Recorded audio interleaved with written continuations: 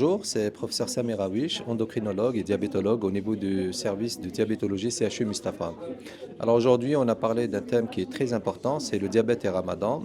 Alors en fait, il y a eu quand même plusieurs, je dirais donc, items qui ont été abordés. D'abord, on a parlé essentiellement donc du risque par rapport au patient qui est dans le haut risque donc pour jeûner, c'est-à-dire comment éventuellement scorer les facteurs de risque de ce patient pour aboutir à une indication, une contre-indication du jeûne. On a parlé éventuellement par rapport quel est le risque chez ces patients-là de jeûner si jamais ils sont c'est-à-dire dans le groupe à très haut risque.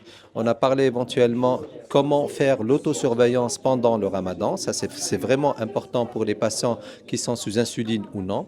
Alors aussi, il y avait une partie qui s'intéressait éventuellement dans quelles conditions doit-on arrêter le jeûne chez les patients, bien sûr, qui font essentiellement des hypoglycémies ou bien des hyperglycémies ou bien des affections aiguës. Et aussi, on a parlé bien sûr de l'intérêt de la diététique pendant le ramadan, comment soigner son assiette pendant le jeûne. Et ça, c'est vraiment important.